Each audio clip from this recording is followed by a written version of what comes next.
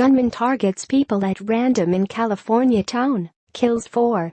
A gunman driving stolen vehicles and choosing his targets at random opened fire without provocation in a tiny, rural Northern California town Tuesday, killing 4 people and wounding at least 10 others, including a student at an elementary school, before police shot him dead, authorities said. The rampage began shortly before 8 a.m. when the gunman fatally shot a neighbor he had been accused of stabbing in January, Tehama County Assistant Sheriff Phil Johnston said. Shortly afterward, the gunman rammed through the gate of Rancho Tehama Elementary School about 2 miles away and spent about 6 minutes shooting into the building, striking at least 1 student, Johnston said. Surveillance video showed the gunman, who was not identified, trying unsuccessfully to enter the school, authorities said. School officials' swift decision to lock the doors after hearing gunfire was monumental in saving the lives of countless children, Johnston said. No one was killed there.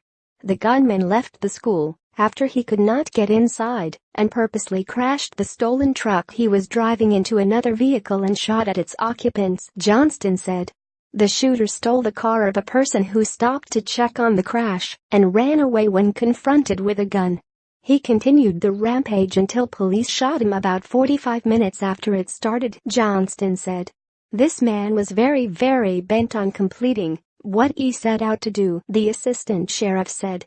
The shootings occurred in the rural community of Rancho Tehama Reserve, a homeowners association of modest houses and trailers in rolling oak woodlands dotted with grazing cattle about 130 miles north of Sacramento. Police offered no immediate word on the assailant's motive, but a sheriff's official said the shooter's neighbors had reported a domestic violence incident a day earlier. Officials did not specify who was involved or what happened. Brian Flynn told the Record Searchlight newspaper in the city of Redding that his neighbor, whom he knows only as Kevin, was the gunman, and that his roommate was among the victims. He said the shooter stole his truck. The crazy thing is that the neighbor has been shooting a lot of bullets lately, hundreds of rounds, large magazines, Flint said. We made it aware that this guy is crazy, and he's been threatening us. Johnston said officials received multiple 911 calls about gunfire at an intersection of 2 dirt roads in the upper reaches of the sparsely populated neighborhood. Minutes later, more calls reporting shots flooded in from different locations, including a small elementary school. It was very clear at the onset that we had an individual that was randomly picking targets, Johnston said. Witnesses reported hearing gunshots and children screaming at the school, which has 1 class of students from kindergarten through 5th grade. Johnston said the student shot at the school was flown by helicopter to a hospital, and another student was wounded in a car on the way to school. He said authorities believe they know the identity of the shooter, but declined to release his name pending further investigation.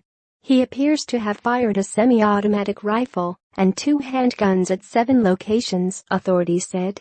Salvador Tello said the gunman fired at a truck in front of him as he went to drop off his 3 children at school. Tello said he was about 3 blocks from the school when bullets made big holes in the truck.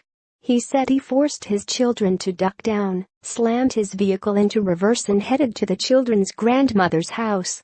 I put my kids down and put my truck in reverse and went out, he said.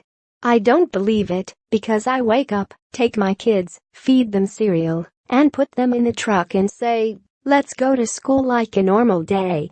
On the way, he said he saw an apparent gunshot victim and police at another scene. The rural subdivision is described on its website as a quiet private country community, where the people are friendly and the pace is relaxed.